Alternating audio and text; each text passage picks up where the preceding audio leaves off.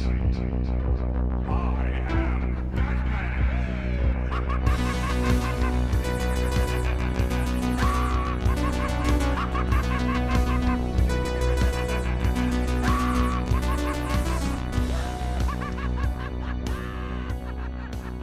everyone, welcome again to the Badass Podcast, the Batman the Animated Series show podcast where we talk about Batman the Animated Series. But this time, we're actually talking about Superman the Animated Series because today we are covering the three-part World's Finest crossover between Superman the Animated Series and the new Batman Adventures.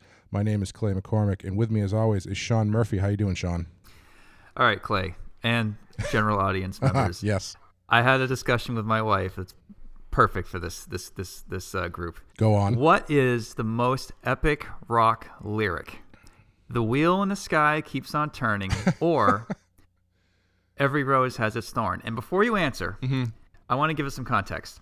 Imagine Joe Sixpack driving his broken Camaro home from his shitty factory job, right? Life didn't work out. He sucked at school. He failed philosophy. He doesn't like to read. But goddamn it, his ex-girlfriend is wrong about him. He is not a man without a soul. He might eat too much beef jerky, but this road warrior is also a road poet, and his favorite lyric is which one?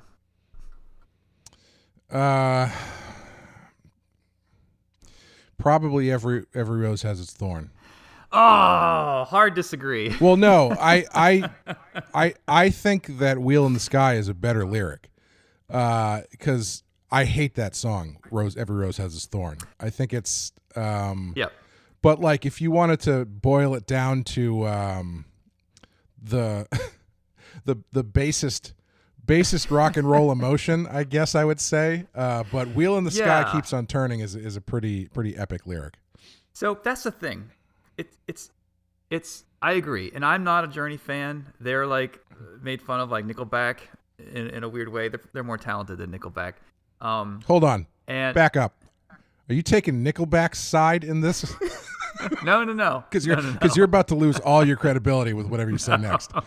No, I'm not taking Nickelback's side. I'm just saying Journey was a band that was easy to make fun of back in the day. However, "The Wheel in the Sky Keeps on Turning" might be the most epic rock lyric in existence. And I've been racking my brain trying to find a better one. And I brought this up to my wife, and she gives me "Every Rose Has Its Thorn," which I agree is also epic. And the nice thing of to have an epic rock lyric, you need something that's kind of easy to remember, kind of catchy, and kind of profound in a very blue-collar way, right? Sure, yeah. The reason I don't think "Every Rose Has Its Thorn" is that epic is because they didn't create that lyric, whereas "The Wheel in the Sky Keeps on Turning," as far as I know, was created by Journey. That's fair. Yeah. Also, "Every Rose Has Its Thorn" is a pretty it's a hacky lyric and a hacky song. That's what I'm going to say. I mean, "Every Rose Has Its Thorn" must be that phrase must be 1,000,000 years old. I mean, if you're a Neanderthal wandering, the savannah, and you pick up a rose for the first time and it pricks you, I mean, later that night by the campfire, one of you is going to be like, It is kind of ironic that it was such a pretty flower, yet here I am bleeding to death. I will say, though, that the most epic rock lyric is any pairing of the words "fire" and "desire," because I don't know who the first person was to do that, but all of rock and roll has that person to thank, because every time one of those words comes up, you have to do it. It's like written into the contract, I think, that you sign. Yeah, and it works. Right. It works every time, and it's also even though it's coming, it's like they're gonna there it is, but it still works. Right. So we spent 2 hours on this road trip trying to find a list of epic rock lyrics, and the people that compile these lists online are morons, because a lot of them they're just they're not that good. But I challenge you, Clay, and listeners, go look through Kiss's lyrics. Go look through Bon Jovi. Go look through these metal 80s bands and find me a lyric that's better. Because "The Wheel in the Sky Keeps on Turning," I mean, you're dealing with the goddamn sky, Right. I mean, that's about as epic as it gets. And I hate to give Journey number one ranking anything, so I'm dying to find a better lyric than that. Hey, I love Journey. I'm willing to give them number one ranking for anything, honestly. That's fair. I think this comes from my Henry Rollins background because he used to love making fun of Journey and Kansas and Boston. And those guys. Yeah, Rollins comes from the era where they were just coming off of all those bands. And so they were the Black Flag, and all those guys were the antithesis of all that arena rock. So that makes sense. That's why I'm calling, because I think Nickelback, in a way, is made fun of just as easily as Journey used to be by the punk rock crowd. Okay. That's why I brought up Nickelback. Saying. I'm not defending Nickelback. Yeah. All right, so let's get into some Batman and Superman. Yes. Noted. I'm going to, tomorrow on your Wikipedia page, it's going to say Sean Murphy, DC Comics artist, noted Nickelback defender. I heard of I was going through some podcasts and I accidentally skipped over one that said the in defense of Nickelback, and I can't find it now. I'm dying to know why we all just descended upon that band as the band to make fun of. You know what I mean? Yeah. Yeah, I think it's a little unfair only because there are more bands in their genre that are equally worthy of criticism. Yeah. Like, how did Puddle of Mud get through, but we all landed on Nickelback? Yeah, I think it was just the most famous of all those. Like, they burned the brightest, I guess.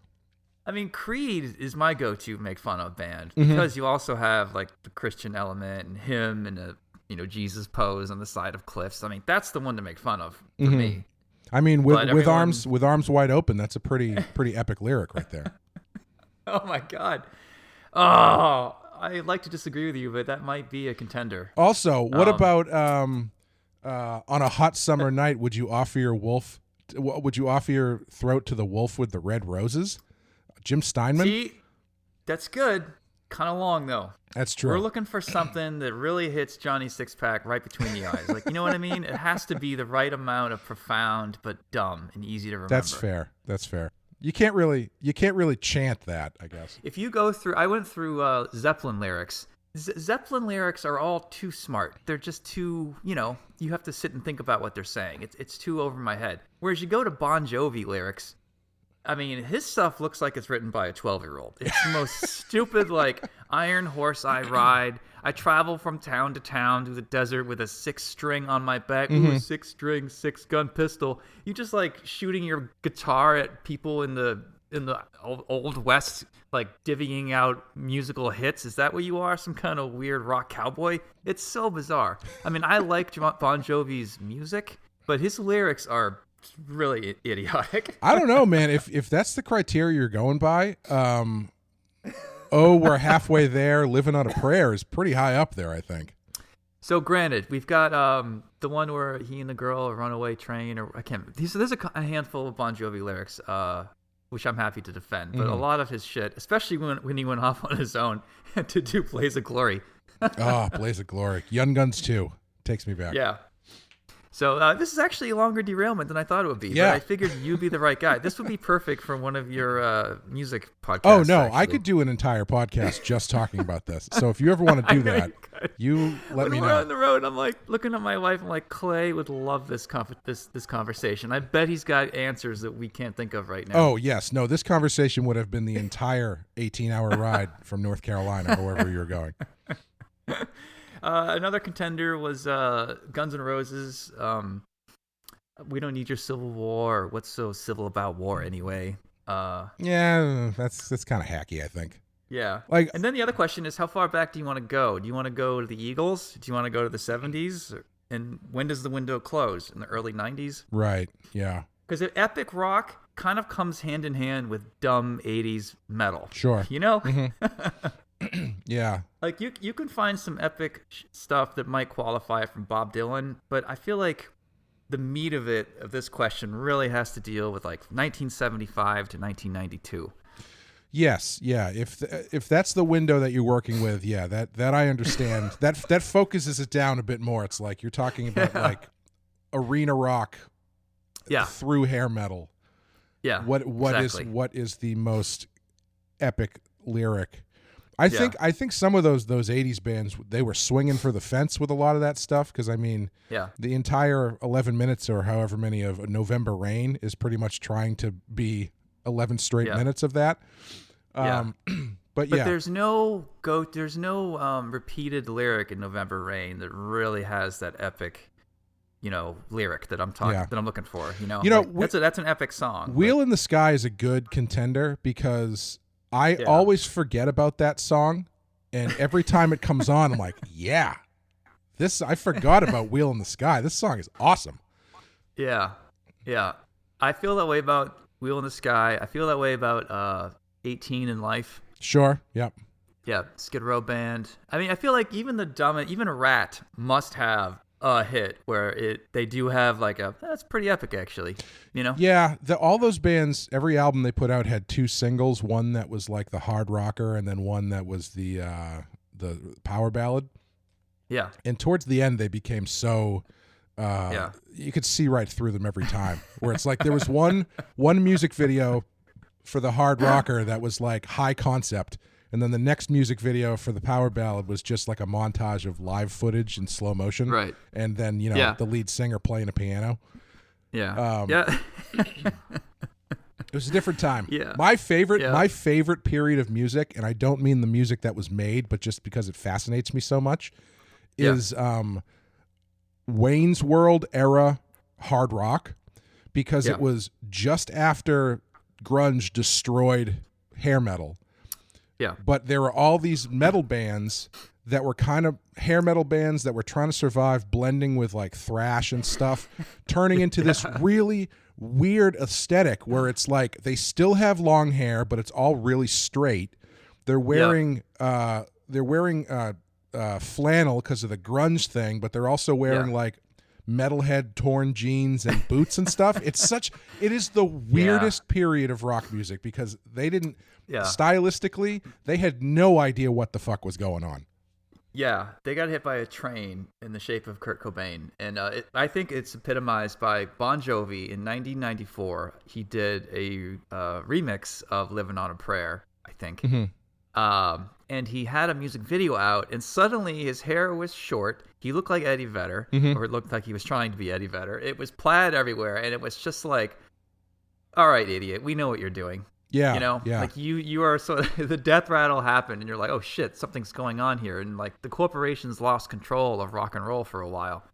Yeah, once Metallica cut their hair and put out those two pretty forgettable middle of the road radio rock albums, it was pretty much over at that point. Right.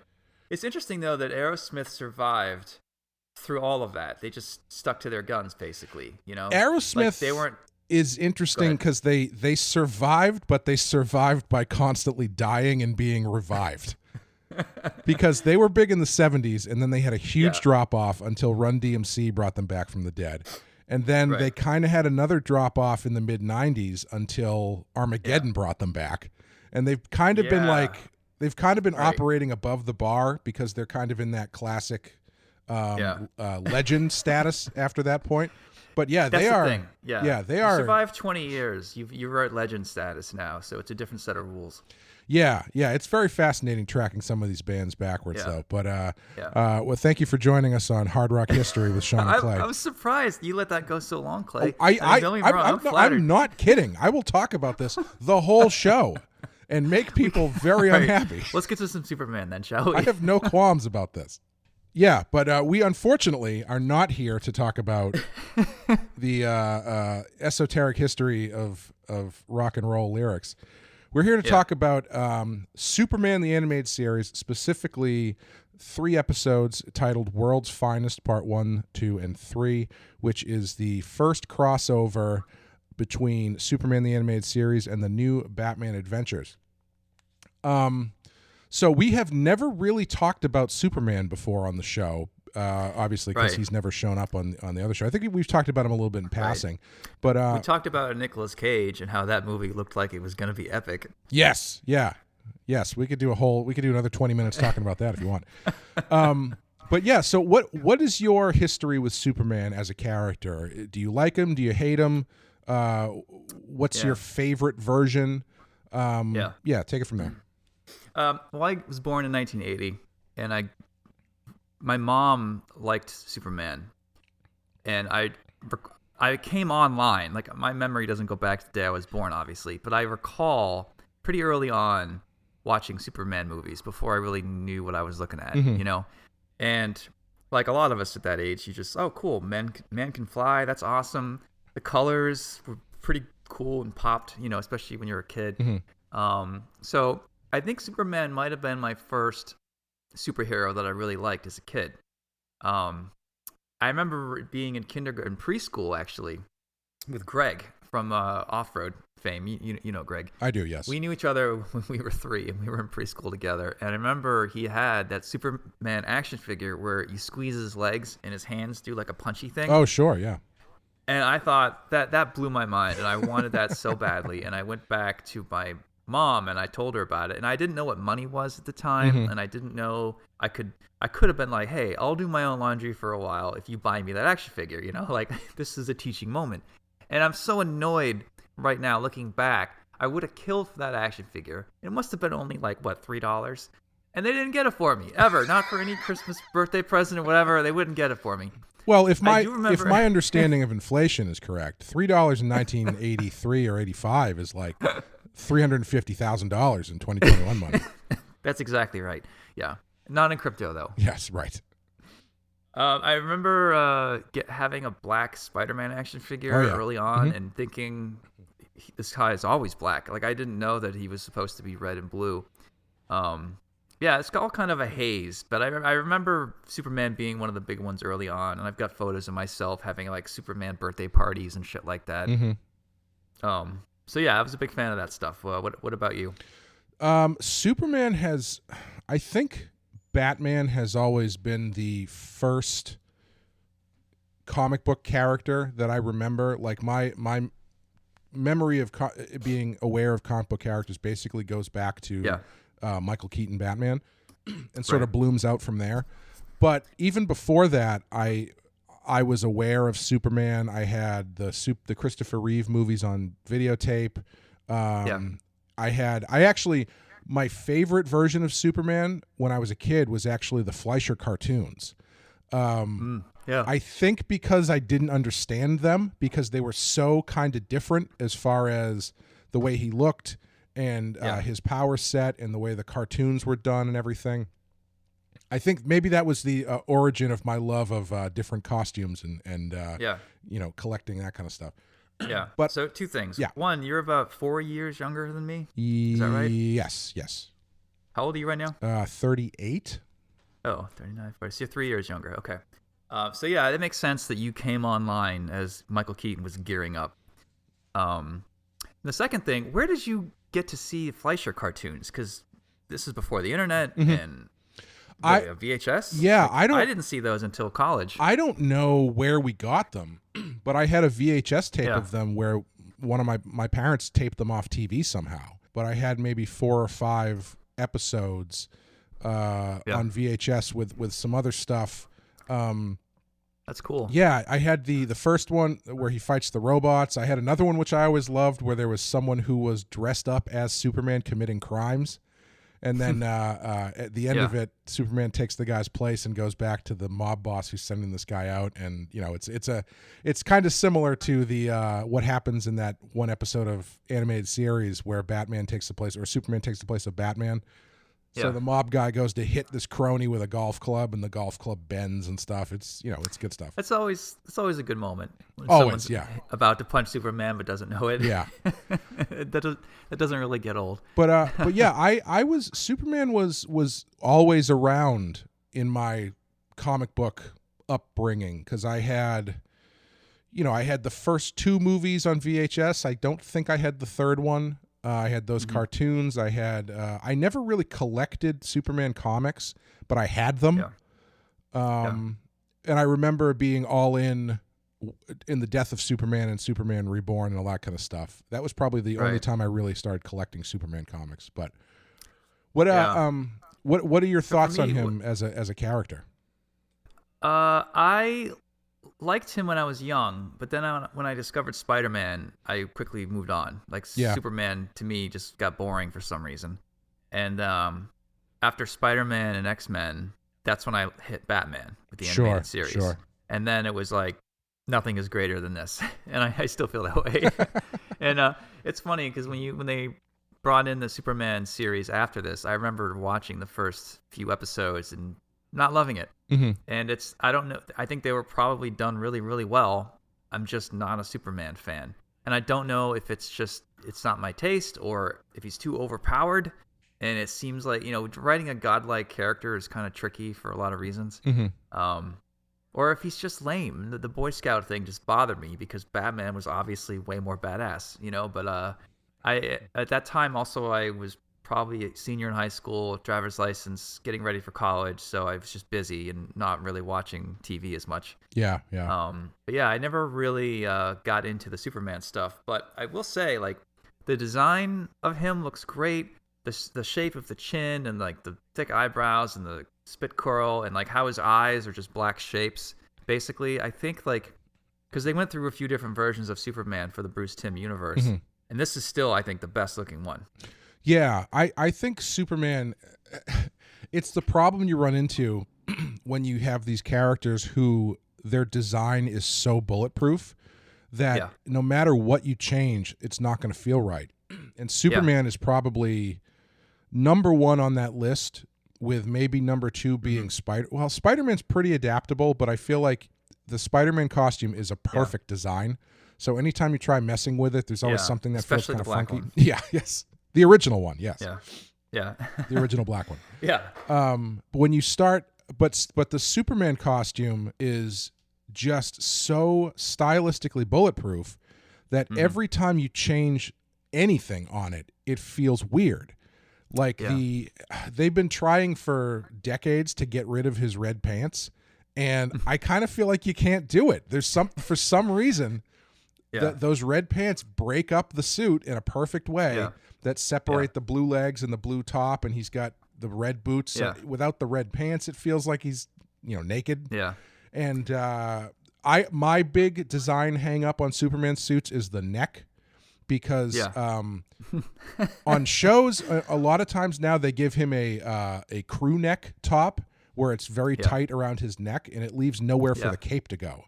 The Superman costume that works the best is the boat neck, wide neck, because the cape has a lot more room to breathe. And if you look at live action Superman costumes, the ones that feel weird are the ones that have really tight necks. Yeah, I actually agree with almost everything you said. If I had to do Superman, I wouldn't even try to mess with the costume because just don't. If you want to have your interpretation of Metropolis behind him, then go ahead. I mean, maybe you play with the hair and the shape and the eyebrows a little bit, but even when people try to like make his sleeves a little longer, it just doesn't feel right. Or if the sleeves are too short, it doesn't feel right. Or like you're going to give him boots with like army boots with like thicker teeth. That doesn't make any sense. Or even giving him gloves. Why does he need gloves? Like, the only room for interpretation on Superman, I was gonna say, would be the neckline, whether it's a slight collar with the cape, or if it's like a plunging V-line. Some of the costumes show a lot of his upper chest, and you got to show off those traps, man. Yeah, like too much so. And then in the 90s, they played with his hair a lot by giving him a mullet, or I don't know what you would call that. But yeah, like I don't think you should try to mess with Superman. And he's just one of those, like Batman. Yeah, absolutely. You can interpret Batman 100 different ways. But like Superman, Spider-Man, even Batman Beyond, I tried to find a better way to tweak that costume. I even thought I could get rid of the mouth. It just looks perfect the way they first designed it. Like I shrunk the ears because I'm not a long ear guy, but otherwise it's pretty bulletproof, Yeah. I think the symbol is also really hard to mess with in any really meaningful way as well, because it's like a brilliant design. I love the Fleischer symbol, the more simplified one with the black behind it, but that almost reads as a different symbol completely to me, because they've tried to do that where they put the black behind the traditional S, and it doesn't really work. The only time it's really worked for me is I think Alex Ross nailed it with Kingdom Come, where he just turned it into this almost like a memorial band where it's the black diamond with like just a stripe of red through the middle of it. I think that's fantastic. That's probably my top three favorite Superman symbol designs is probably Fleischer, Classic, and then Kingdom Come. I remember because I loved Kingdom Come. I loved Alex Ross. And I remember thinking, if I ever get a tattoo, I'm getting that tattoo, because the black Superman in mourning thing was pretty cool. And then in like the 2000s to 2015, I was like, boy, am I glad I didn't get that tattoo. But now I see someone with that, and I'm like, I think it's bad. I think it works now. Yeah. I think especially if it's faded 20 years and you still are sticking with it, it's like, you know what? I think that tattoo just became punk rock. Yeah. Yeah, that's like I've never gotten a tattoo because I've never like I know I would regret it immediately. And if I had gotten one when I was younger, it would have been for something that 2 years later I'd be like, oh God, I'm stuck with this. The closest thing I could think of was I wanted to get the Led Zeppelin Zoso thing. Yeah. Or the other symbols. But even that, it's like I still love Led Zeppelin, but if I looked in the mirror now and I had that on my arm, I'd go like, ugh. Especially if it's the only one you have. Right, yes. Like that shit's the more you get, the more less they all mean. Right. In kind of a good way. You know, like you see someone with a sleeve, you don't actually look closely at what the hell he has. You're just like, oh, sleeve, whatever. Yeah. Like it just blends in, you know? It's when you have like one tattoo surrounded by skin color. It's like, what is that? Yeah, you know. There's a wrestler who's pretty popular right now he only has 2 tattoos.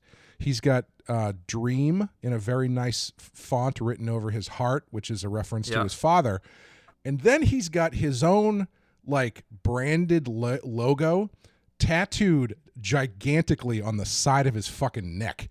And it is the weirdest, worst looking tattoo I've ever seen. That's pretty funny. Yeah. Yeah. Yeah, I don't know. I only have 2. I only go for black. I don't like color tattoos. It's just the gear shifts and a tattoo from Last of the Mohicans, which is pretty lame, but it's kind of hard to spot. Like, people who've seen that movie a million times might not know that my wrist tattoo is actually from that movie. So it kind of gets by. And if you do catch it, you're kind of in the club and it makes you cool. Yeah. You know, like, oh man, you saw that movie a lot to know his tattoo. Yeah, that's the secret with that stuff for me as well, where it's like I need something that I know that not everybody would immediately recognize as like a pop culture thing. Yeah, especially being artists too. It's like, do you get your own art on it? Do you? Right. If you do, it's like that just seems weird. And then we're so picky with art and imagery that it's hard. Like I think long and hard before I get a tattoo, and there's a reason why I'm not covered in them. Yeah. But you're gonna get the Kingdom Come Superman sign just huge across your chest, right? It's funny because I asked Clay last week, if you had to get a band tattoo, what would you get? And then he answered with Led Zeppelin, and I was gonna say Van Halen because I really like their first record, and I think the Van Halen logo is pretty bulletproof. But then I think I would get a Boston tattoo with the upside down UFO guitar. Oh yeah, okay, interesting. From New England, I know Brad Delp comes from the area. My dad liked that band. Like Boston for me has like a strange place in my heart, and I think I could live with that tattoo. Yeah, that works on 2 levels because 1, it would be a trashy 70s rock tattoo, and 2, it would be a trashy I'm from Boston tattoo. So it cancels each other out. Yeah, you walk down to the Garden, you'll drink for free all night with those tattoos. I was telling my wife about our conversation about Amy Adams's Boston accent. Yeah. And how she should have used it in that sci-fi movie. and I'm laughing my balls off, telling her about how they should have named the aliens Donnie and Marky, and how the aliens fucking parked their teardrop spaceship over on the hill, and going through the whole shtick. And she is not laughing at all. And I was getting angry because I'm like, this is comedy genius that Clay and I came up with. I don't know what's the fuck the matter with you. Bombing in front of your loved ones is always worse than bombing in front of a crowd. I still love my wife. I think of love as a circle, and you kind of the dot in that circle. As long as you're in that circle, you're still in love. But I am definitely more on the outskirts of that love circle than I was before she said that to me. I mean, that's totally fair. I mean, that tracks. Okay. What are we talking about? Superman? Yeah. Yes. Yeah. For me, Superman as a character, I've gone through a lot of permutations with him. I think as far as how much I liked him, and I kind of went through the thing where it's like, oh, he's overpowered, blah blah blah. But I think there's a certain thing about him that really kind of sets him apart from most other superheroes, and one of the biggest breakthroughs I had actually with Superman as a character actually came from Kill Bill, oddly enough. Right. Not to sound too cheesy. Yeah. But that speech that Bill has about Clark Kent being the costume and Superman being who he really is, and Clark Kent is his judgment his of critique. this is what he thinks a human is. Yeah. It's like it's a little bit kind of hip, a little bit too hip for me in some places, but it's an interesting way of thinking about that character because he is really unique in that way where it's kind of him and Wonder Woman are the two big ones who are not of Earth but are living here and protecting it, you know? Yeah. And I think when he's too overpowered, it can be tough to write stories for him. What I actually like about this show is they seem to dial his power back a bit, so he's not just completely invincible. Yeah. Like you can knock him around pretty good in this show. Yeah, I think it's good that he gets his ass kicked by a robot. Yeah. And he gets almost knocked out, and it takes him a bit to recover. And I think that's what you have to do. If he's just always impervious, that's just fucking boring, you know? Right. Yeah.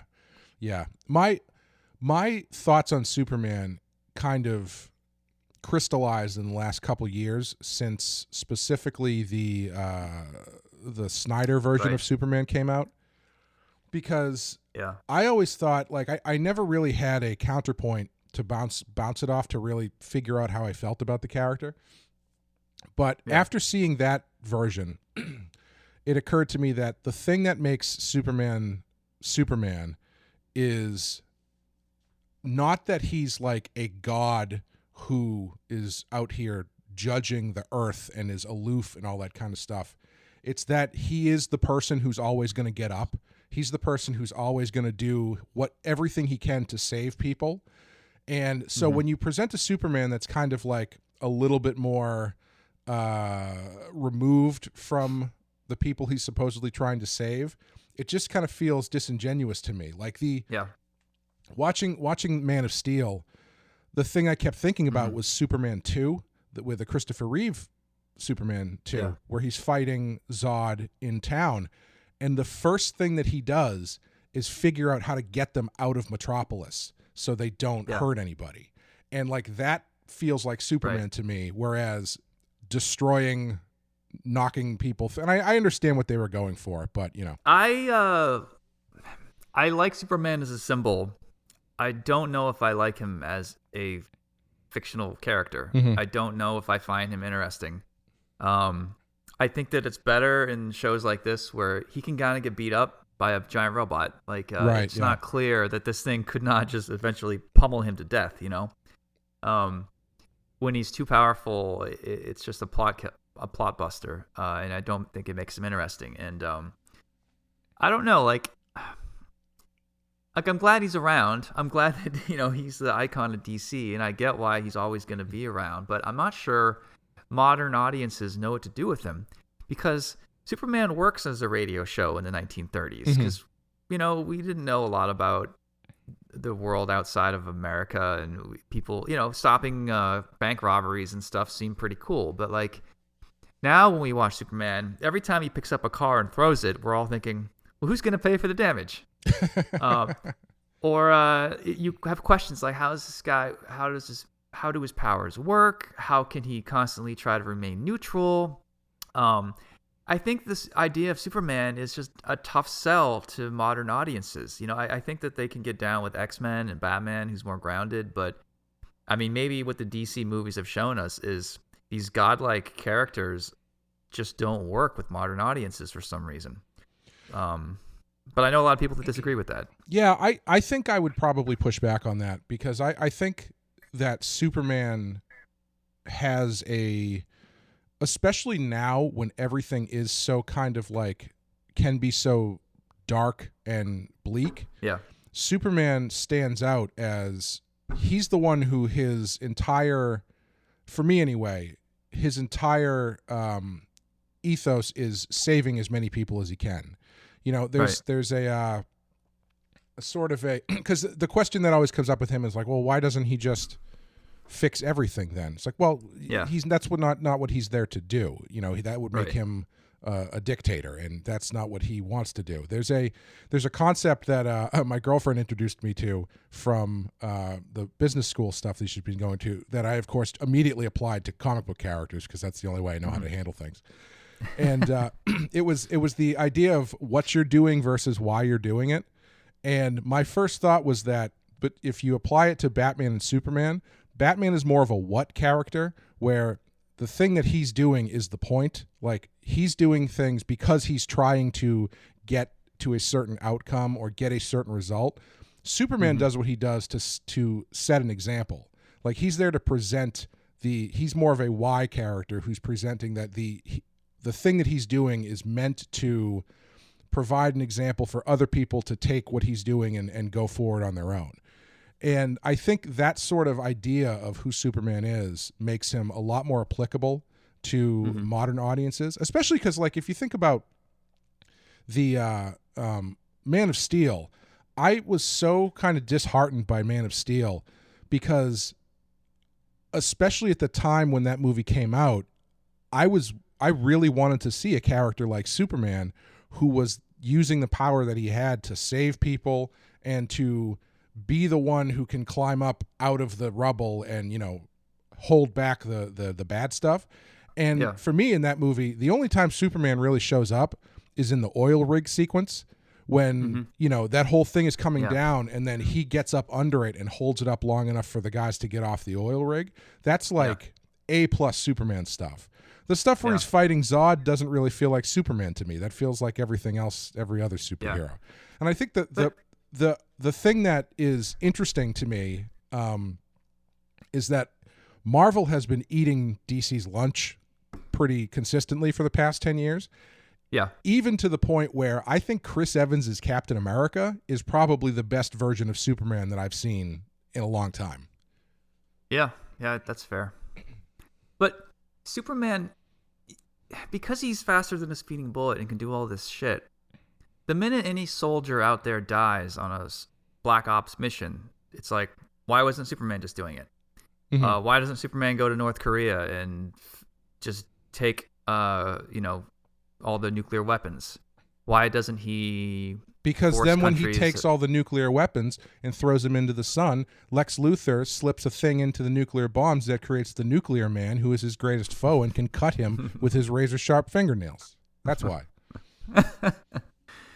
But I don't know. I just feel like if Superman was real, because of social media and the news and Twitter, like, we are very aware of what's happening in places like North Korea, for example. If Superman was real and he was an American, and that's debatable, he's an Earthling, you would say, but if he's an American, the American way, whatever that speech is, why wouldn't he just go to North Korea and take their nukes? Like, if he chooses to lead by example, like you're saying, then what he's kind of saying sometimes is, I'm going to kind of let humans kill each other, and they're going to make mistakes, and hopefully they'll look at my example and be better, but I'm going to kind of sit to the side for some of these problems, which might cause a lot of death, and hopefully humans will come around and follow my example. Like, he kind of doesn't want to get involved with everything, I think is kind of what you're sort of indirectly saying. And I don't know how to deal with that as a writer, or how to feel about Superman, Yeah. Well, I mean, think of it like a Star Trek episode. Superman is kind of like a walking prime directive, right? Right. Where he's choosing to not get involved in and also at the same time, he's still only one person.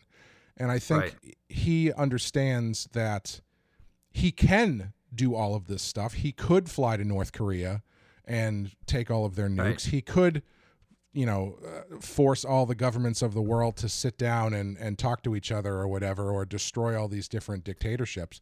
But I think he understands that's not going to do any good, because he's not looking to rule the world. And eventually that tactic only gets you so far. But I mean, the minute, if he's going to be wasting time stopping bank robberies and saving cats out of trees, then it's like, dude, you should be in North Korea right now. Like, I don't know why you feel like the best way you can spend your time is to save as many lives as possible. That version of Superman is very different than other versions. Like, I agree. It would be, if Superman, erase everything and just make him who he is. He's an alien, he's got all these powers, and he's grown up in Earth, and he likes humans, and he has some hope, but he's also not going to step in to solve every little problem. That makes him kind of intimidating. It doesn't make him a hopeful character. It doesn't fill me with warmth to think about Superman in the sky looking down, sort of allowing humans to go to war every now and then just to hope that they'll do the right thing. Mm-hmm. Like, that's not a hopeful Superman. That's like a god in the sky who intervenes when he has to, because he's concerned about the prime directive.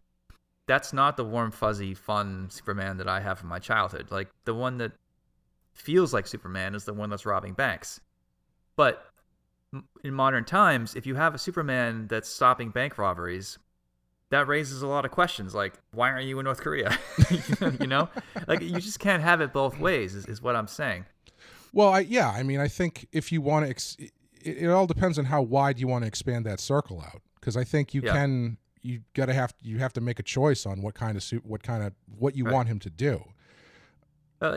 As a kid, Superman works because I was very innocent as a kid, and I thought saving cats from trees and stopping bank robberies was cool.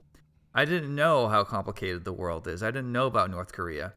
So as I got older, Superman, it sort of doesn't work anymore. It works if your audience is simple, or naive, I should say. But with the internet and age of information, the world is not naive anymore. So the charm of Superman has a hard time existing these days because we know that there's just... I feel like X-Men and Spider-Man and Batman, those characters can adjust for the new world we live in and still be entertaining and still speak to people. But Superman's design and how he's created and his power set kind of makes him a hard sell these days for me. That's sort of the best way I can describe it. Yeah. I guess I just disagree. I think he does have a role in. I think he as a character does have a role in modern times because I think you can adjust him to what you need him to do. Because like I was saying, I guess if you want to extrapolate it out, he could be going into North Korea and destroying all their bombs and stuff, but like. Mm-hmm. I don't know if that's not really an interesting story to me. Yeah. Because then that just sort of either turns the entire world against him or turns him into a dictator of some sort. Yeah. And it's just not. I think you can use a character like him on a smaller level and have it be effective without having to extrapolate it out to world politics. For instance, like the way when he first showed up in the 30s or the 40s, or late 30s, early 40s, he was like slapping around slumlords and stuff. Like he's the Superman is the power fantasy of the downtrodden, essentially. People who are getting fucked over by the guy. That's why I've never totally been okay with him being portrayed as like a weapon of the government or like an agent of the government. Yeah, because he should be an agent of the people more than an agent of the government. Like if you were to ascribe two different political theories onto Batman and Superman, Batman is a capitalist, Superman is probably a communist.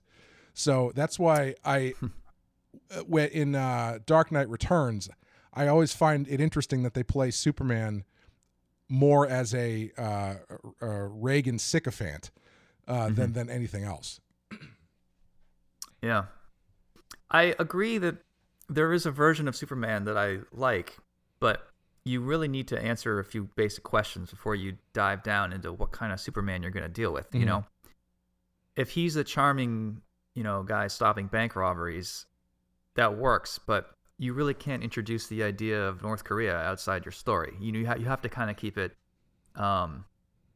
limited in its scope. You know what I mean? Sure, yeah. If you just keep it about Metropolis, don't talk about world politics, forget about the military, just keep it about him as a reporter and he's doing stuff around the city to help people, then I think Superman works.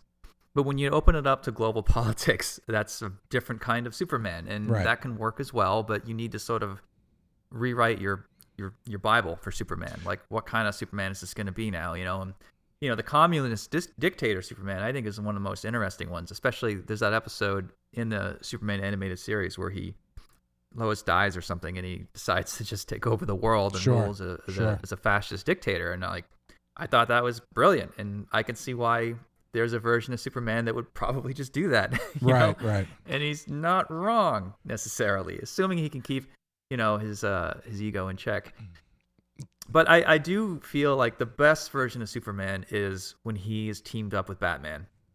Yes. And I think that these episodes really encapsulate that extremely well. Yeah, I think that the reason they work so well together is because they are like complete inverses of each other. Where you've got Bruce Wayne, who's the rich kid, who's fully baked into the capitalist system and has all this money and everything, and Clark Kent is a kid from a farm town in Kansas, who grew up poor essentially. And you got Batman and Superman are two like completely attitude-wise are very opposite of each other. And excuse me, one of the more interesting things about these episodes, just to cover them, the credits. Part 1 is where'd it go here? Damn it! Give me 2 seconds. Part 1, story by Alan Burnett and Paul Dini, teleplay by Alan Burnett, Paul Dini, and Rich Fogel. Part 2, story by Alan Burnett and Paul Dini, teleplay by Steve Gerber. Steve Gerber, I think, is the creator of Howard the Duck, so it's nice to see him getting some TV work. Yeah. Part 3, story by Alan Burnett, Paul Dini, teleplay by Stan Berkowitz. So it sounds like Burnett and Dini probably broke the overall 3-parter and then gave it to the 3 other guys. All 3 episodes directed by Toshihiko Matsuda. And they were on October 4th, 1997. Yeah. And this was season 2 of Superman, the animated series. And season 2 coincided with the new Batman Adventures starting up again, which is... Oh, okay. Yeah, so that also started in 97. And... Sorry. I was just going to say, and it really actually explains one of my biggest problems with Batman, the New Adventures, which is Bruce Wayne. Because I prefer season 1 through 3 Batman the Animated Series kind of goofy Bruce Wayne because he's such a counterpoint to Batman. Yeah. But the new Bruce Wayne works because he is a counterpoint to Clark Kent. Because Clark Kent basically takes the role of bumbling Bruce Wayne. And so when you have both of them in a show together, if you had old Bruce Wayne and Clark Kent, they would be essentially they would be very similar characters that don't really play off of each other very interestingly. But having the newer, kind of colder Bruce Wayne really works up as a foil to Clark Kent. Yeah, that's a great point. I never really thought of it that way. If Bruce showed up with a double-breasted brown suit, season 1 style in Metropolis, he would probably be trying to be buddies with Clark. He wouldn't immediately start hitting on Clark's girl, right? And then downplaying Clark and outwardly disrespecting him for no reason, right? And it's exactly. way more interesting that way. That Batman is being kind of a dick to Clark from the get-go. Yeah, absolutely. And also, just to get it out of the way, I could read the 3-paragraph breakdown of this story, but basically, the Joker steals some kryptonite and tries to work with Lex Luthor to kill Superman, which gets Batman involved, and they all fight each other. So, I remember. A lot of my friends in high school were athletes and stuff, and I didn't really talk about my comic book shit with them at all. But I remember them coming over my house once, and one of them asked about the VHS type I had out, which was this movie. And we had nothing to do, so they were like, let's put it in. Show us what you're all about. And I was like, all right.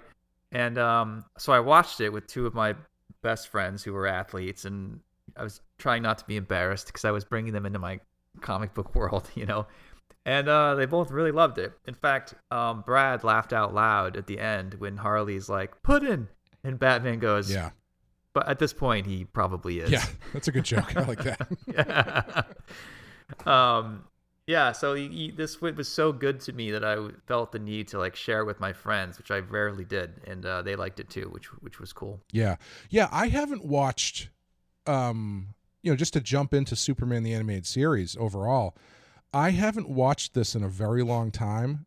I remembered liking it, but not liking it as much as Batman. But these 3 episodes, I thought they were great. I really, really liked all 3 of them. Yeah. I think Superman as a Boy Scout works if Bruce is the badass. Mm-hmm. And you have this anger. I feel like I remember in high school writing an essay on why Bruce Wayne doesn't like Clark Kent. And I think it's pretty deep. I mean, you think about like Bruce has fought for he didn't have a family life. It was taken away when he was a kid. He had he had a fortune, but he had to fight to become a detective. He had to learn how to fight. He had to learn how to investigate things, about how to be a chemist.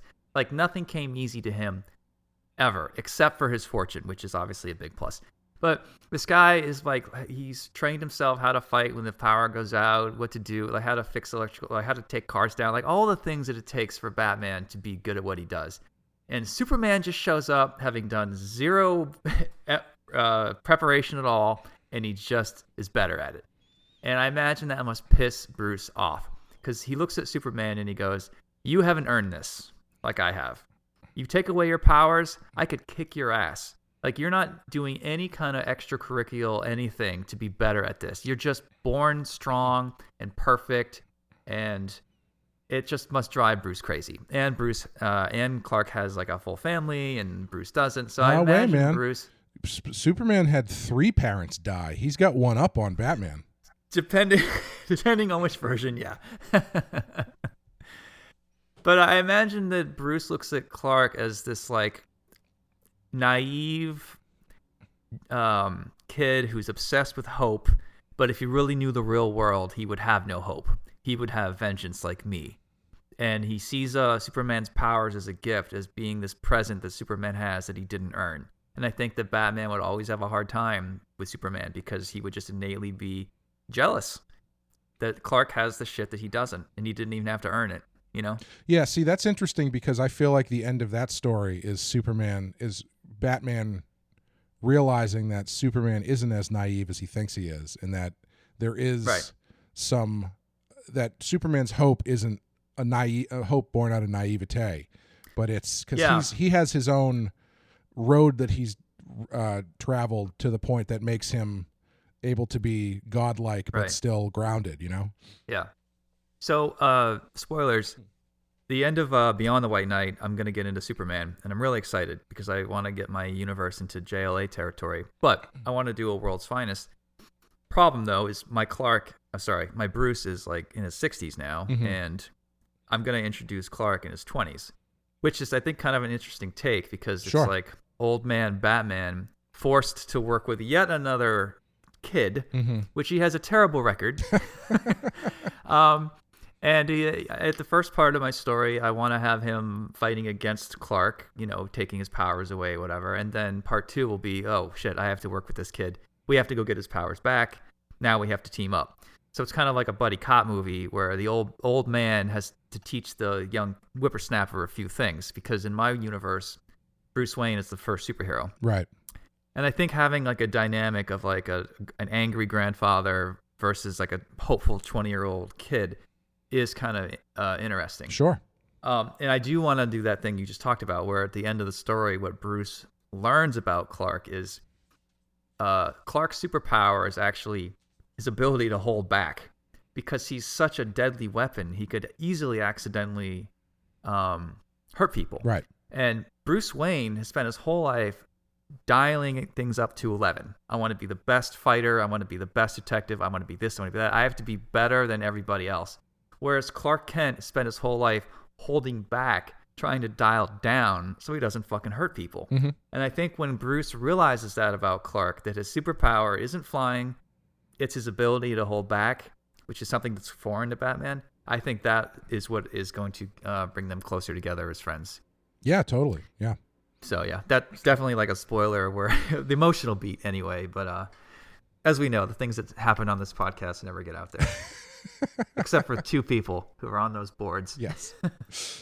No, that sounds really cool. I think doing old Superman and old Batman and young Superman is an interesting juxtaposition that I think will work pretty well.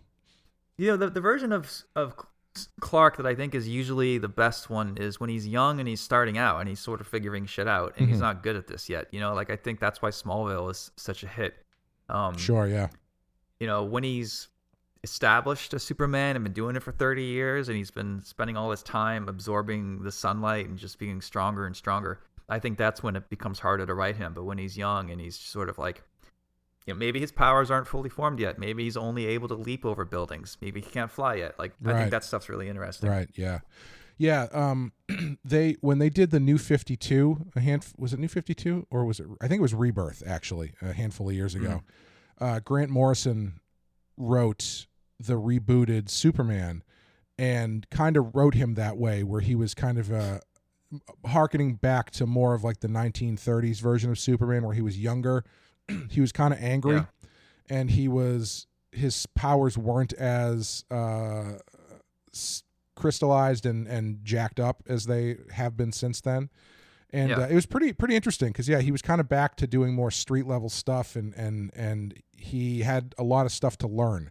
It was a really interesting take on Superman. And Grant Morrison, I know you have your thoughts on him, but generally his Superman, he has written so many different kinds of Superman, and I think they're all really great. Like All-Star Superman, still, I'm not breaking any new ground by saying, is probably one of, if not the best Superman books I've ever read.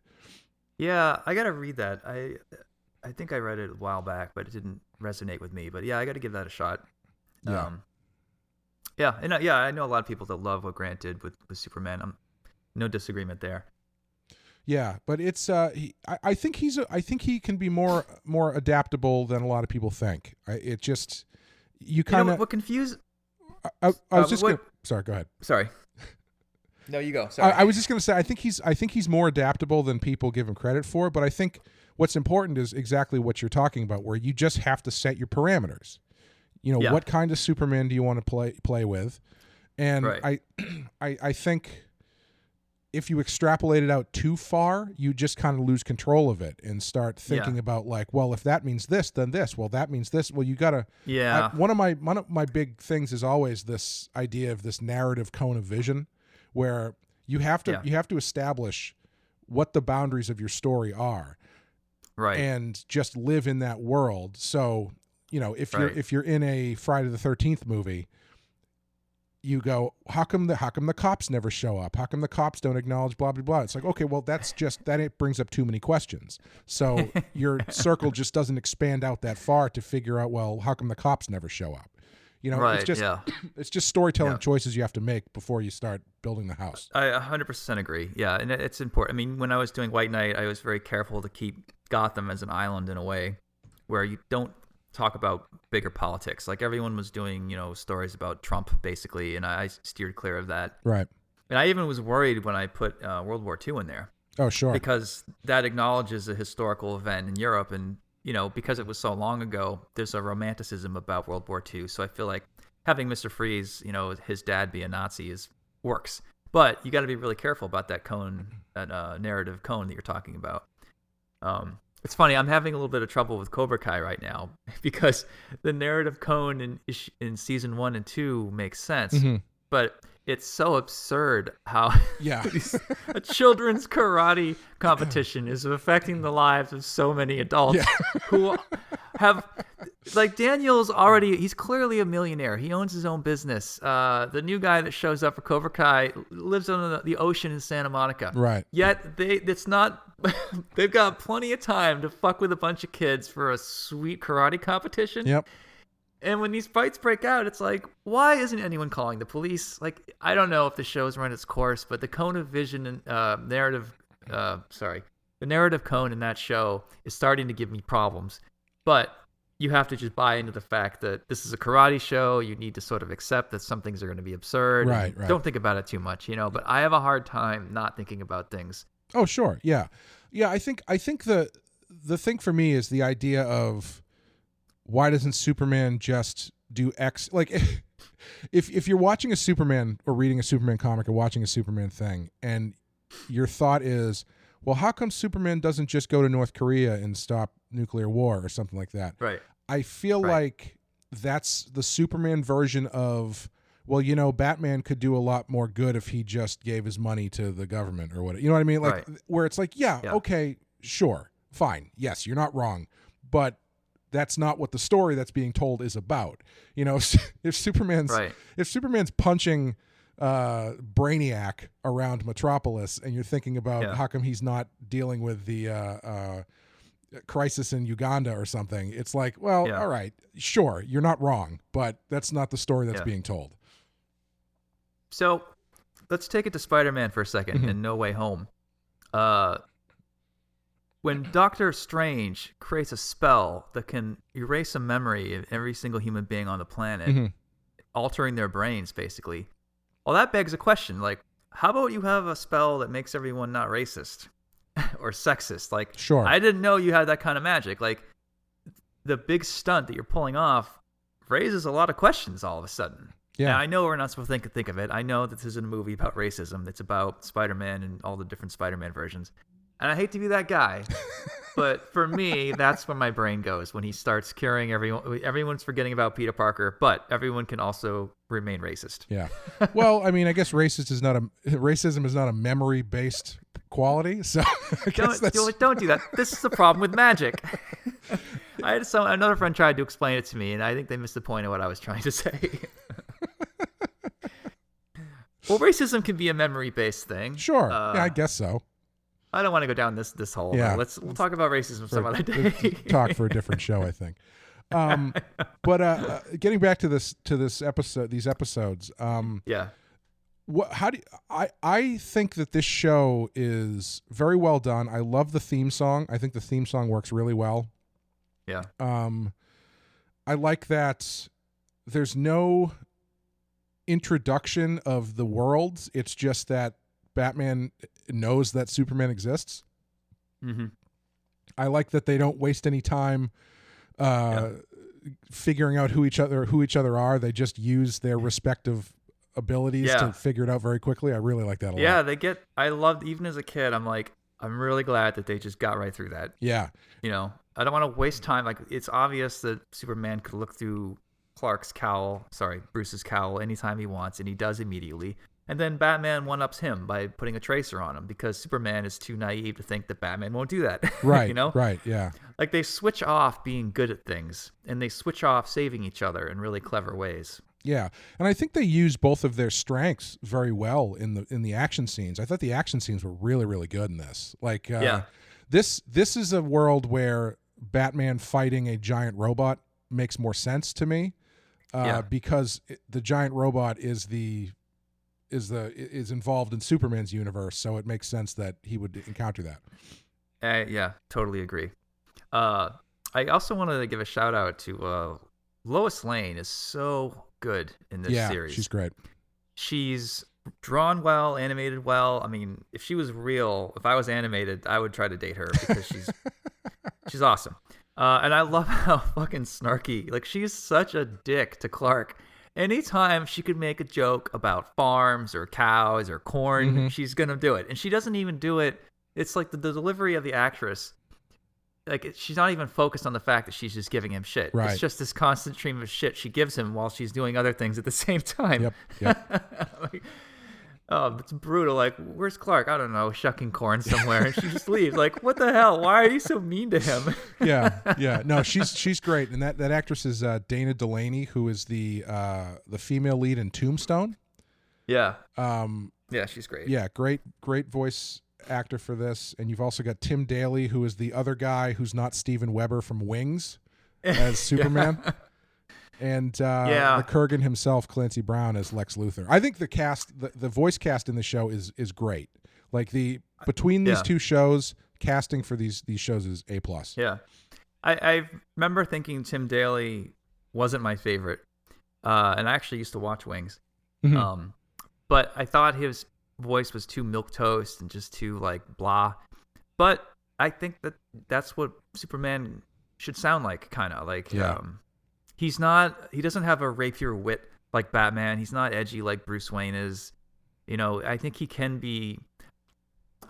Superman's not dumb. He's not as quick thinking as Batman is. Like, even when Bruce throws him, Superman isn't hurt, but he's sort of like shocked and stunned and a little slow to understand what just happened, you know? Right, yeah. Well, it's a really well done thing because it shows like Batman can throw Superman and Superman's just not ready for it. Right. And he's not on edge like Batman is all the time. Yeah, they do a great job in these episodes of really showing the difference between the two characters, because there's a bit later on where I can't remember exactly. I can't remember what the lead up to it is, but basically, Batman pulls something off that Superman wasn't ready for. Yeah. And Superman says something like, "Oh, how did you know to do that?" And he's like, "It helps if you're prepared." And that's basically the two down to the essence, which is like Superman will figure it out. Like Superman's not an idiot; he will figure out the solution to the problem. But the difference is Batman shows up ready with multiple solutions that he could use any of that he needs to. He is prepared for the situation, whereas Superman is prepared to figure out the situation. And that's the thing is, like, if these two could get along, Bruce should be able to train Clark into being a perfect superhero in a way, you know? And that's kind of what I want to do with my book eventually is Bruce is training Clark. You know, it's like, hey, kid, you've got super strength and you can kind of fly and all these things, but you haven't really earned anything. Like, there's a lot more you could be doing. You could be doing what I'm doing. And, you know, you don't want to let it get the best of you. You don't want to go into angry town like Batman does all the time. But there's a lot of things that Bruce could be teaching Clark. That even if Clark ever lost his powers, he would be ready with Plan B. Right. But it's just clear that Superman doesn't really need Plan Bs because things just always work out. Right. Yeah. But I think that's fascinating. And the irony is if these two idiots could just get along, then, you know, Bruce could turn Clark into the best superhero ever. But then that would mean Batman wasn't the best superhero ever. And I think that pettiness is also another great thing about them, you know? These episodes also feature Joker and Harley Quinn, which I really like the use of them in this. The most interesting element that I found about this is we find out that the shoes that the Joker wears is apparently like slip-ons or something.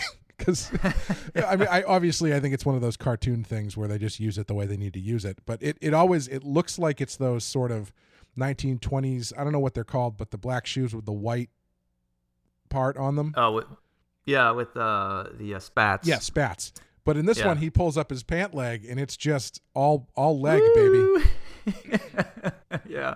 So he's just wearing like classy flats, I guess, all the time. Yeah. It's funny that Joker can get away with some like sort of like cross-dressy jokes and playing with sexuality every now and then in ways that no one else can, you know? Yeah.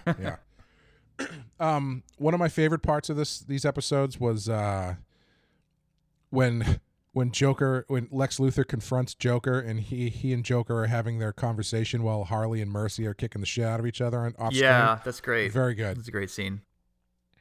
Yeah, I love one of my favorite bits is at the beginning where they're it's a strip club, but it's basically like go-go girls dancing in these cages.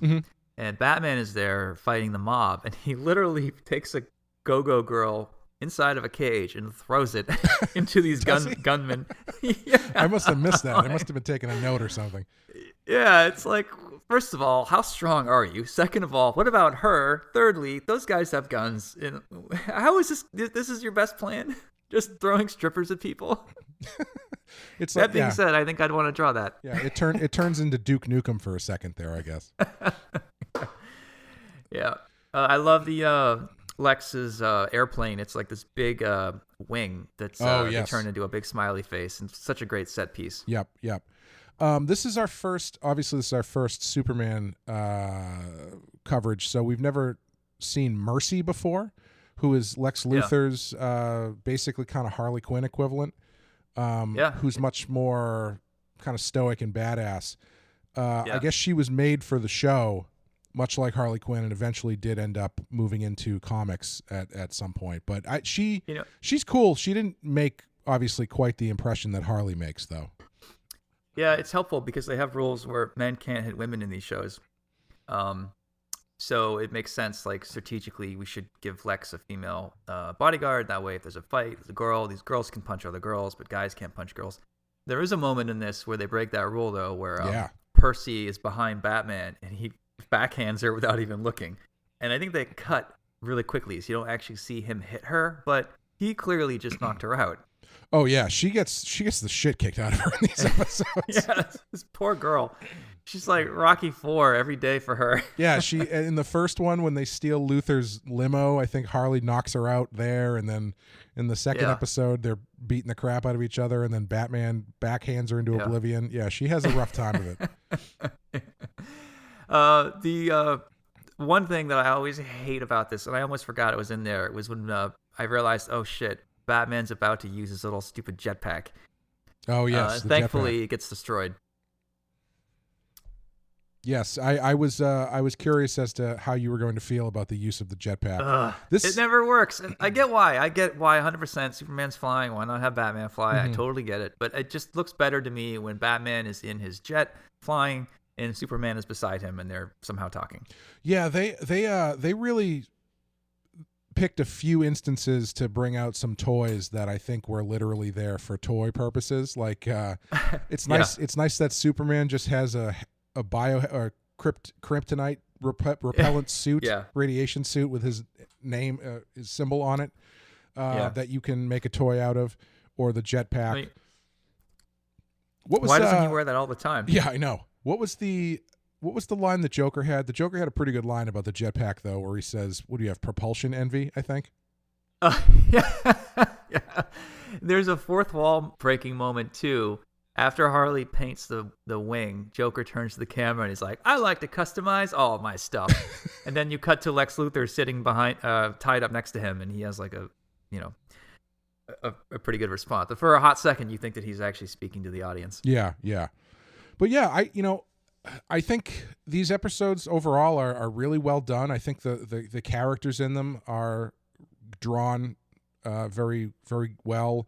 I don't mean drawn like literally hand drawn. I mean just the well written characters. Yeah, it honestly, watching these, I was thinking, man, I kind of want to go back and watch this show now, but I can't imagine they're all as good as these episodes are. But it made me interested to touch on Superman a bit more. Looking through all the episodes on HBO, there's only 54. So there's only 2 seasons worth of Superman. Really? Oh, wow. Okay. Yeah. There's 3 seasons, but seasons 1 and 3 only have 15 episodes. Yeah. It's super quick. And there's a lot that sets up the Justice League, obviously. So, yeah, I had the same thought. I thought, if I'm going to get into Justice League, I might as well watch these 54 episodes just to say I did it all. Sure. Well, maybe after we finish Batman Beyond, we can come back and do Superman.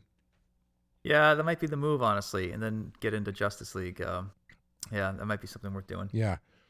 But there's some really great. Like I remember loving the episode with Lobo in it. Oh, sure. Like I think I just like Superman better when he's not the main character. I think it's better if he's a side character or part of a duo in some way. Yeah. And when you have Lobo, as crass as he is, just fucking with Superman, that's fucking brilliant, Oh, totally. Yeah. Well, yeah, I think he can be a bit like the Hulk in that way, where I think Marvel figured out, at least in the movies, that Hulk works better as a supporting character than as a lead.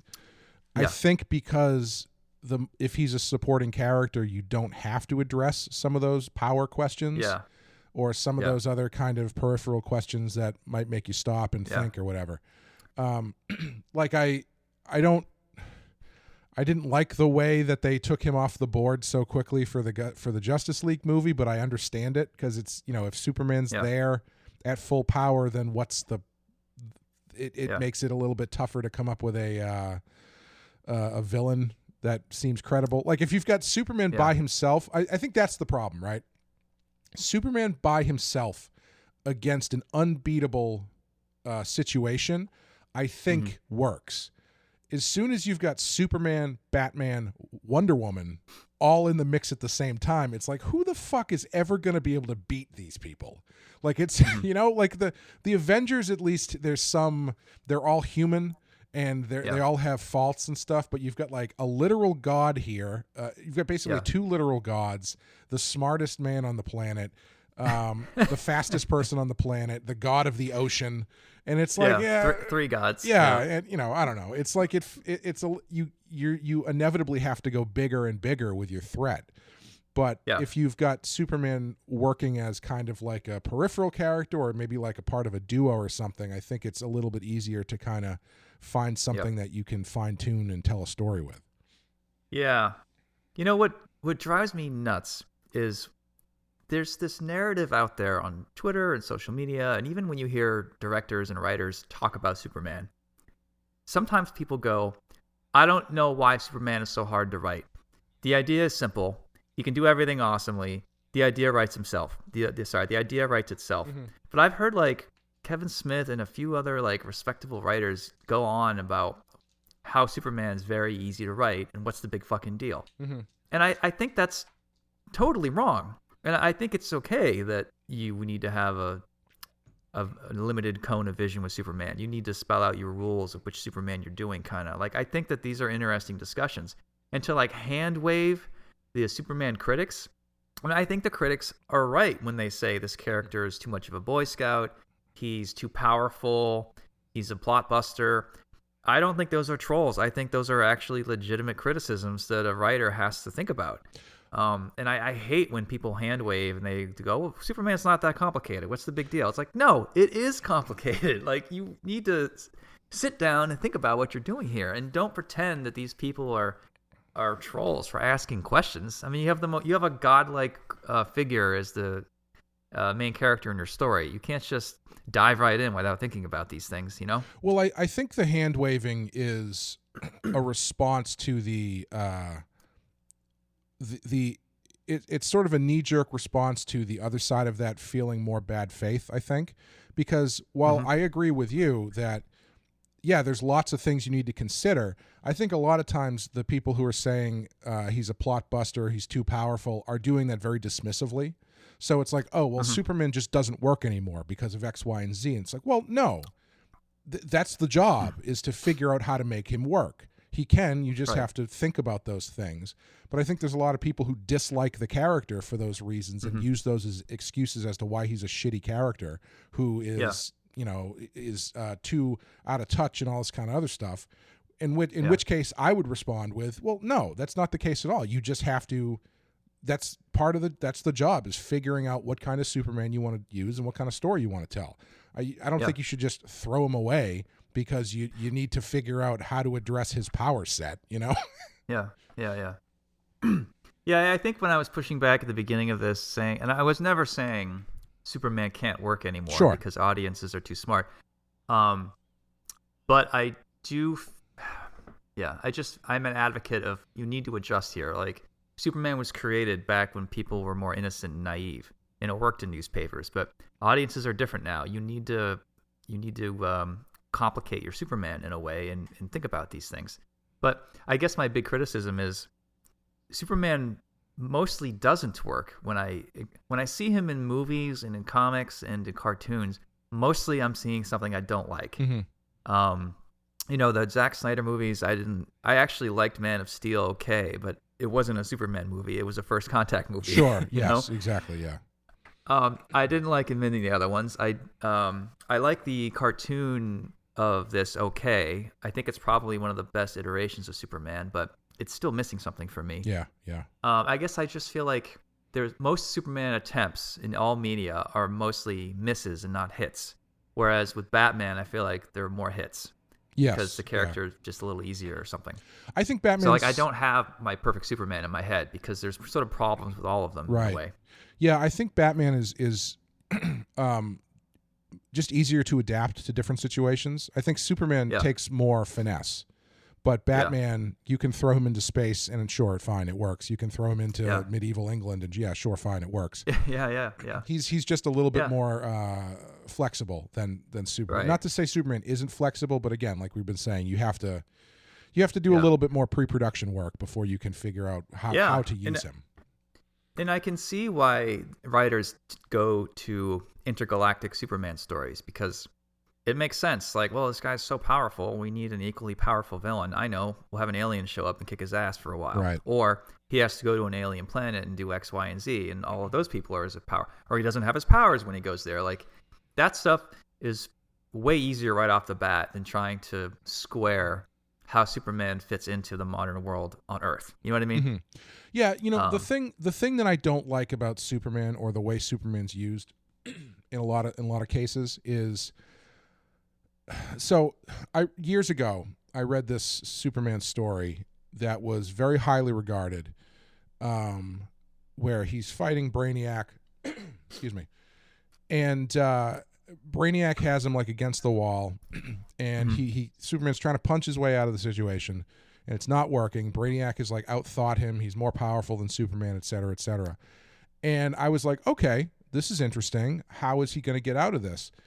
And then Superman basically like steals himself up and just punches harder than he punched before and ends up winning. And I was like, that's not what I'm interested in seeing, because the thing with Superman, and I've talked about this in previous things, when you've got a weapon or an ability that you start out your story with being a super like unbeatable element or quality, the story usually comes from, well, what happens if that doesn't work? And so if you're Superman, if you're in a situation where you're trying to punch your way out of something and punching your way out of something doesn't work, I don't want the solution to be, well, what if he just punches a little bit harder? I want the solution to be Superman uses his brain or some other way, uses some other element of the abilities that he has to think his way out of the situation. Because I think that's one of the more interesting things to me about the character, is that he has all this intense power, but he doesn't necessarily have to use it to solve every problem. And once it starts being, Superman just punches his way out of the situation, that gets really boring to me. Right. You know, it's funny, as Clark Kent, as a reporter and as an educated guy who's an avid reader and understands geopolitics, it is interesting to see what Clark can do on his own, because sometimes these world solutions might not need Superman. Right. Sorry, a problem might not need Superman to address it. Sure. It might need a really well-written article with a great source that it makes its way into the UN, and then they solve the problem that way. And that's what Clark can do, because he's a journalist. And I really love the moment in this show, these episodes, where there's hydrochloric acid, and Batman's trying to figure out how to break out of this room that they're stuck in. And Clark says, use the acid on the kryptonite, it'll melt it. And it works. Right. And I feel like that's a nice little moment where Clark was able to sort of be Batman for a hot second, you know? But yeah, I'd like to see his understanding. I don't know if I've ever seen a really successful version of Superman where Clark as a reporter is sort of the superhero in a lot of ways too. Right. You know? Yeah. And I think, Lois serves that purpose in a lot of places too. But yeah, I think that's, I like Lois as she's portrayed kind of here and some other places where she's not just the person who is constantly being saved, and she's not just a catalyst for a story, but she's doing her own legwork and stuff. I think all of the things we're talking about, I think, were probably in the minds of the writing of Batman versus Superman, but I don't think any of it ended up on the page in a way that was satisfying. Because that movie, movie has a whole subplot where it's Lois doing this like international investigation about like a terrorist thing, and it's Superman as a global entity and how the world reacts to him and all this kind of stuff. And it just doesn't it didn't land right for me in that movie. It's funny, when the prequel Star Wars movies came out, it was fun to bag on them for about a decade, and then it got old. And I think that bagging on Snyder's Justice League, for me, is starting to hit that thing where I'm like, I'm just so tired of talking about it and thinking about why it's bad. And I still think about it on my own, why I went off the rails. And I have to steel myself, be like, stop thinking about it. Don't do this. It's just, you can't figure out George Lucas. Just accept it. Yeah, it literally could not matter less to your everyday life. Like when I'm at a convention and there's a Star Wars conversation or a Zack Snyder discussion at the bar, I look for a reason to leave. Like, I'm done. Right. I just can't do those anymore. Yeah. No, I've been there. And like, there's nothing I can say that you guys haven't heard before. Like. Right. Yeah. I had that moment a handful of years ago. I forget what convention I was at, but I was out to dinner with Dabari and Jeff and a few other people who were, I don't know, maybe five or so years younger than I was. And eventually the conversation turned to Star Wars prequels and like, what's wrong with Star Wars? And I just like looked at Jeff and Dabari, and we were all equally just tired. because it was like we just don't have the energy to talk about that shit anymore. Like it's not fun in a social situation to start talking about how shitty Star Wars Episode 2 was. Now, if you want to pay me to do it on a microphone, I'm here all day, baby. But Yeah, it's not. I mean, there's such a discussion that everyone's had for 10 years now or longer. It's like even the scribe of Batman White Knight has nothing new to say to you about Zack Snyder. I just don't. Right. You don't want to hear what I have to say. I have nothing new to say. I can just nod and agree. Yeah, too bad this went off the rails. Right. And eventually, as we're seeing with the Star Wars prequels, it's just going to come back around, and people are going to be like, "Oh no, those things were actually great," and people didn't appreciate it. It's like, okay, fine, whatever you want, whatever makes you sleep at night. Cherry pick the best things out of it and use it in whatever's coming next. Go for it. I don't care. Just leave me alone. Yeah, it's funny. We were at the cabin, and Corinne was with us, and she's an avid Transformers fan, and she went down the path of Transformer sexuality and gay Transformers and Transformers that are trans, which can literally transform, and how you can see how there's a quagmire right there, right? Oh yeah. All right, so all I did, my eyes glazed over. I grabbed my drink and my cigar, and I literally walked away from her. I'm like, I don't want to have this. It sounds fascinating. I'm not ready for this. I don't care. Bye. You were the embodiment of in The Simpsons when Ned Flanders tries to tell Homer about the difference between apple cider and apple juice, and his brain just leaves his head and he falls over. Yeah. Yeah. But yeah, I guess to wrap it up. So what would you want to draw? Yeah. Honestly, I kind of think I would like to draw that Mercy and Harley fight, because I think it's a really fun comedy beat where you're focusing in on two people talking, but in the background you're getting bits and pieces of like this brutal fight that's happening. Yeah. I think that would be a lot of fun to do. I don't think you could do it much better than they do it in the show, so maybe it's a waste of my time. But but I think that would be fun. Yeah. I think I would the big airplane wing that they have. Mm-hmm. I've drawn a vehicle like that in the Wake, and it's kind of fun and challenging. Like whenever you draw a large geometric object, you kind of go into a different skill set because you're not drawing hair and rendering the same way. And I kind of like that stuff. The scene where they're flying over the city at night, I could see some pretty interesting panels, pretty simple design work too. I think it'd be really effective. And then having some kind of fight take place on it, I think that'd be pretty fun. Yeah. If I was going to be a little bit different and go more Superman specific, I would love to draw Superman fighting a giant robot like that. I just love that sort of Fleischer era, small Superman fighting the big robot, like holding his foot up and stuff like that. I love that stuff. What do you think about Superman flying, carrying Batman? In what sense? I mean, it just feels weird to me when he's holding Batman and giving him a lift, and Batman's just being held like a child. Yeah, it's kind of flying over the city. Like Batman must hate that. Yeah, it's kind of like anytime you pick up a cat when they don't want to be picked up, and their arms just sort of go out, and their legs go out, and their eyes get really wide. That's exactly what it is.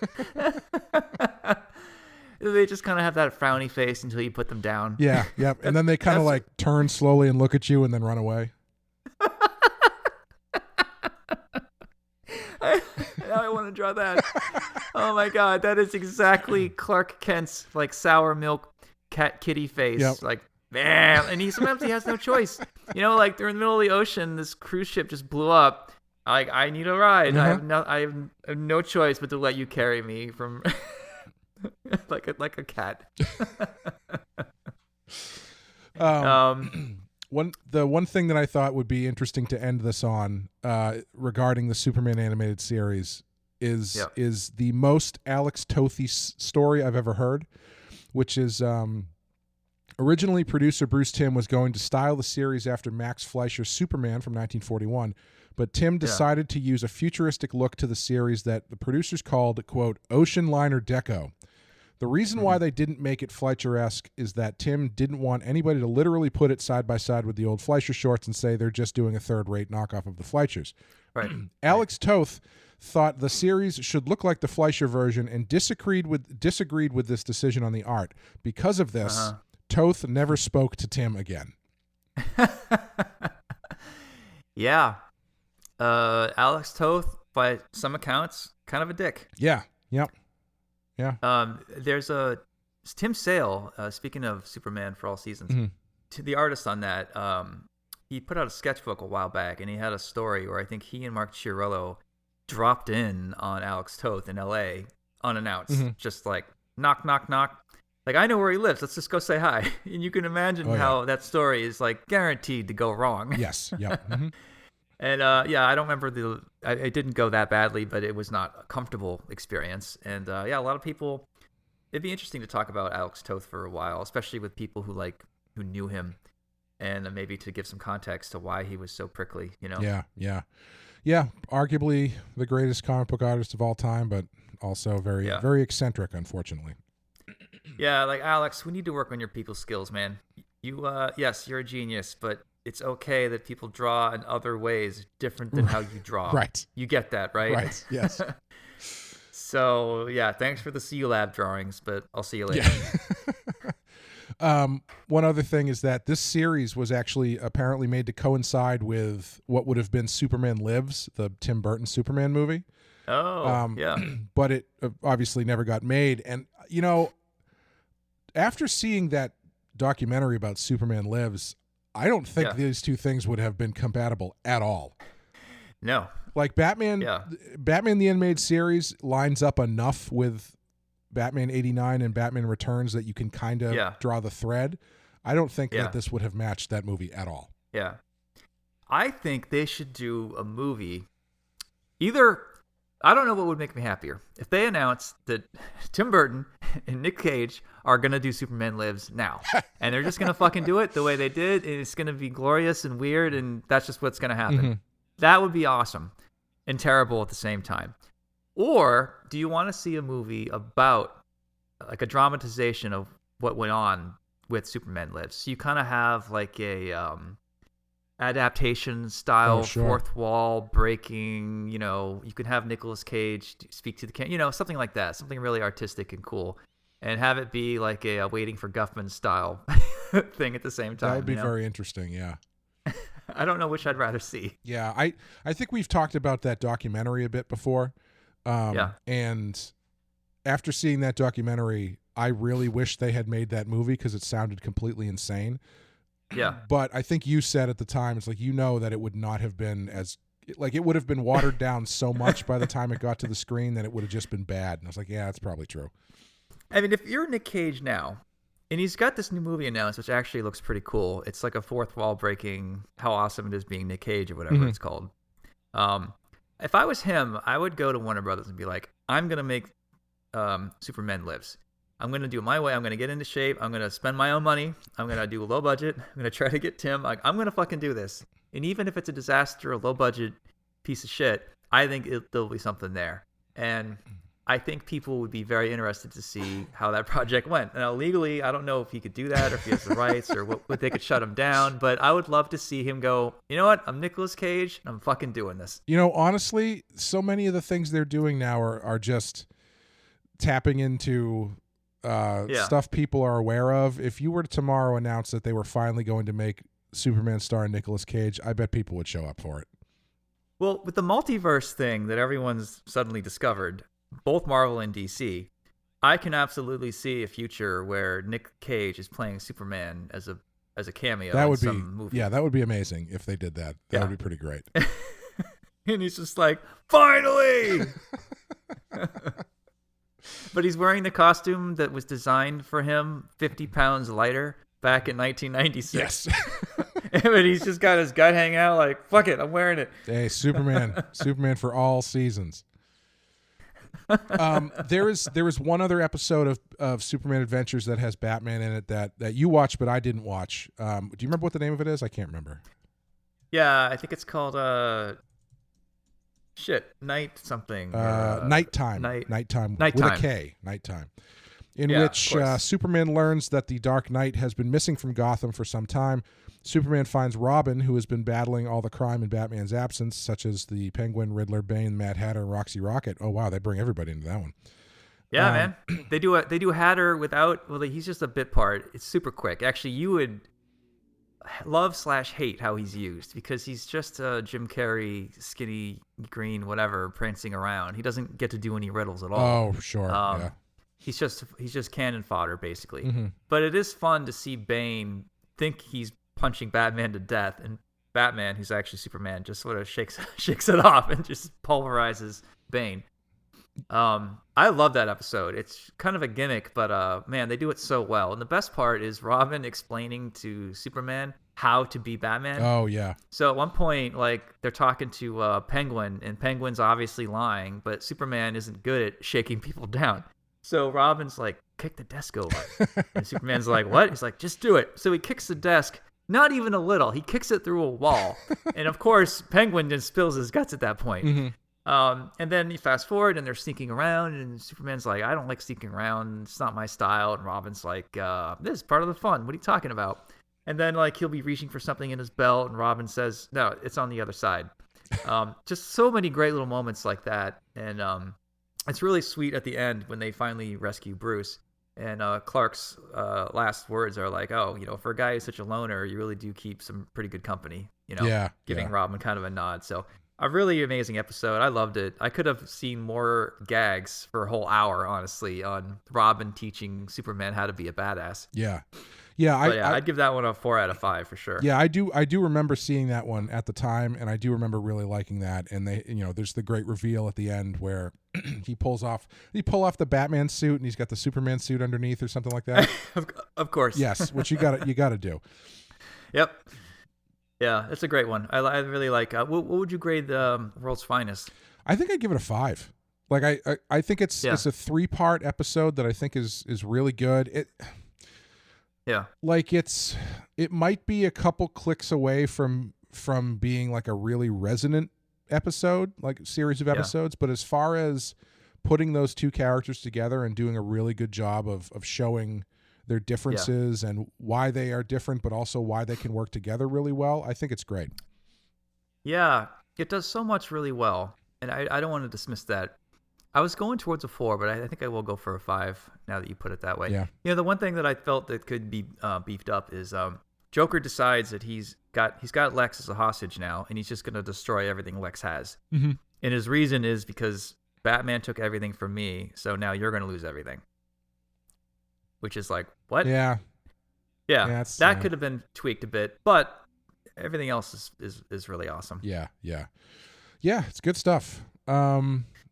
I think that's going to do it. So I guess the next thing we'll be doing is Mystery of the Batwoman. We're going to make sure we cover that to round everything out, I think. Oof. All right. I've never seen it. I'm looking forward to seeing it just because I've never seen it, and it always seemed strange to me because it's sort of, I remember comic books at the time having lots of ads for it in them, and then it just kind of disappeared. So I don't know what to expect. I think Roland Daggett is in it, and it's nice seeing Roland Daggett again. Mm-hmm. I only saw it once. I have it on DVD. I'm sure it's in good condition because I've never really watched it. But like this VHS for World's Finest, I must have watched this 50 times. Yeah. I love this. Like, I'd put it on like once a week in the background. I just couldn't get enough of it. And it really made me want to do a World's Finest story because it made me like Superman. Oh, sure, yeah. Because he's just good as part of a buddy cop movie, Yeah. No, I think it's a great example of the two of them working together, and it kind of makes me. I can't decide. Would you have liked it if they did a series that was? I mean, I guess that's technically Justice League, but like, what if they had just done a World Finest series that was every couple episodes they would team up? Do you think that would? Yeah. Course. I don't know if every episode would work for me. That would be a bit much. But if they had like merged the two and done like a couple Batman, Superman episode, Superman episode, then they team up and do something, I think that would have been pretty cool. Like an episodic, like an HBO style story where it's like 10 episodes. It's basically doing a long movie of World's Finest, but they're sent on a specific mission somewhere to do something, and they have to get along. Yeah, I'm there all day for that. I mean, that's basically what I want to do for Volume 4. Right, yeah. Yeah, I don't know. Yeah, I'm really excited. When I started to come up with the idea of how to, because people were asking me, when are you going to put Superman and White Knight? And I was like, I don't know if I have anything to say. But I'm in college, actually. One of my, I majored in sequential art, so we could turn in comic pages as assignments. And I did a 6-page short story of Batman and Superman as bikers. They're motorcycle guys. But I took away their powers. They're just, Superman is riding, of course, a Honda preppy rice rocket. I know that's not politically correct, but he's riding like the loser, like of course preppy. You wear like the bright colors and you got all the pads and stuff and all that. You look like a jerk. And then Batman, of course, is riding like a Harley, badass. He's a mechanic. He made his own motorcycle. And I had them riding around, having an adventure, and they were fighting other villains who were on motorcycles. So Mr. Freeze is on a snowmobile. Clayface is on a dirt bike. Joker's on a Vespa. You could have like your exchange your vehicle with, make it match each villain, of course. And I really like this idea. And I actually pitched DC an Elseworlds story about Superman and Batman are working together in World's Finest, but they don't have powers. They're not even their characters. They're the essence of the characters, but they have motorcycles, and they're going through like Kill Bill style, getting to whatever they need to get to, but going through all these villains basically. And I thought it would be a cool way to come up with some new concepts, maybe some new toys and all that. And this was like 12 years ago, and they did not take me seriously at all. Actually, I remember being in a diner with Mark Doyle, who helped me get to White Knight. But at the time, he didn't know I was trying to be a writer. And I told this idea to him and Scott Snyder, and both of them just sort of roll their eyes and just ignore me. And I'm like, okay, I guess I'm not a writer then. But I'm glad I did White Knight instead of that, because that's a fun Elseworlds, but that really doesn't have legs outside of the gimmick. I feel like that's maybe like a one shot or like a 48-page kind of thing.